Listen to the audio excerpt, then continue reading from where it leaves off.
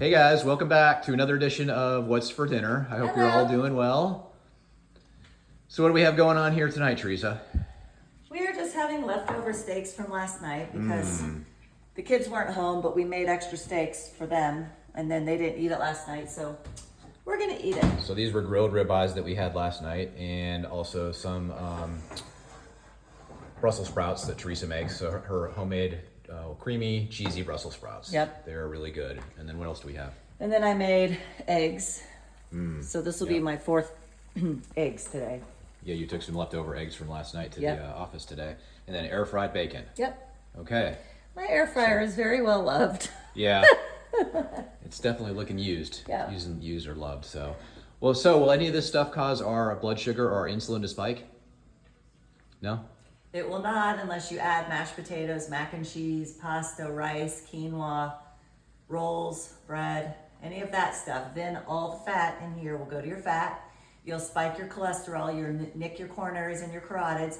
Then your liver's gonna have to make more cholesterol to go cover over it. And yeah. It's like a cascade. Yeah. You'll initiate the clotting cascade for Oh. heart attack and stroke. That's why diabetics are at double and triple the risk for heart attack and stroke, because when their sugar's so high, their insulin is high, and or if you're injecting insulin, it's the same premise. You activate the clotting cascade. Interesting. So remember, corporate medicines not only test, but their big test is for diagnosing diabetes is the hemoglobin A1C. By the time they diagnose you with that, it's a late stage marker. You've been sick for 15 years. So we want to prevent that. And there's other ways to look at it ahead of time.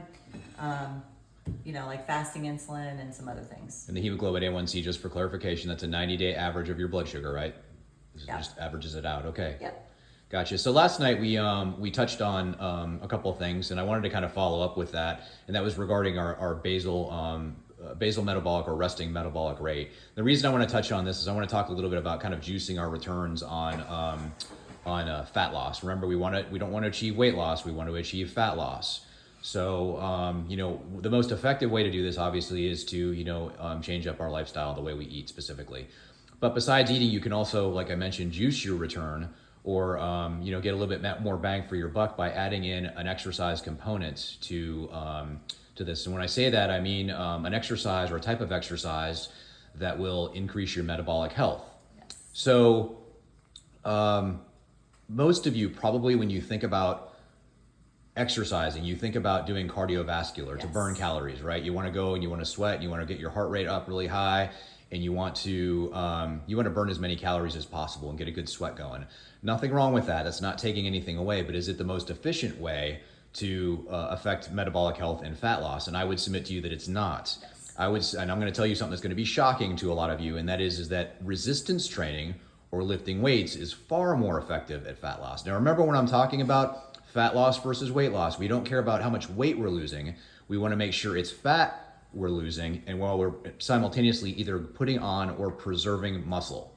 Okay? So here's a little quick, let me give you a quick example of why lifting weights is more effective. So again, you have the basal or resting metabolic rate. That's how many calories your body burns every 24 hours just for the basic functions to keep you alive. That's all it is. It doesn't include exercise or stress or anything like that. So the muscles in your body consume more calories pound for pound than anything else in your body. So it's about 20 calories every 24 hours per pound of muscle, okay? So what we want to do with metabolic health is we want to increase our muscle mass, our lean muscle, as much as possible.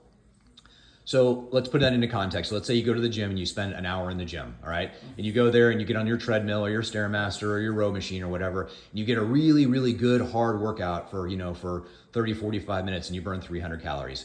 Fantastic, okay? You feel like you did something, you're tired, you're sweaty, you're like, man, I just crushed it. I'm gonna move on, and you come back and you do that, the next day or whatever. That's great, you've burned your 300 calories, you're one and done, you step out. Let's talk about doing that same 1 hour workout, but instead of doing cardiovascular, we come in there and we lift weights. Instead, we resistance train. Now, when I say resistance train, we just can't go in and just go through the motions. You got to do a real workout where every muscle group you're working, you're reaching muscle failure. It has to be legit, guys. So if you go in and do that, let's say you spend an hour lifting weights and you only burn 80 calories, right? So you didn't burn as many calories, but here's the catch. Number one is you're going to continue burning calories for the next 24 or more hours after you work out because your body has to rebuild. It has to make it so when you reach that muscle failure, your body signals to your brain that that it's not sufficiently strong enough and the muscles aren't sufficiently big enough to sustain itself. You're demanding more work than your body is able to give right now. So your brain will do its magic and it will cause your body to start building more muscle. So you're going to build muscle for the next 24, maybe 48 hours after that, and you're going to continue to burn calories while you're doing that. Simultaneously, the advantage is that you're putting on more lean muscle. Well, remember earlier I told you that for every pound of muscle you put on, you burn 20 calories. So as you continue your resistance training journey and you continue to put on muscle, you're going to increase your basal or your resting metabolic rate. And that's the goal, guys, is we want to get our basal or resting metabolic rate as high as possible and turn ourselves into a calorie burning machine 24/7, 365. So no matter what we're doing, we are going to be burning more calories and then we become more metabolically healthy. I hope that makes sense to you guys. I know it was a lot. So anyway, just if you have questions on that, I just wanted to touch on that. It was kind of on my heart. I realized last night I didn't completely cover all of that. Yeah. So what am I supposed to do while you're talking? I'm over here like, what am I supposed to do? You just look pretty. It's so easy for you. Gosh. The only thing I was thinking too is we've just recently changed our stance on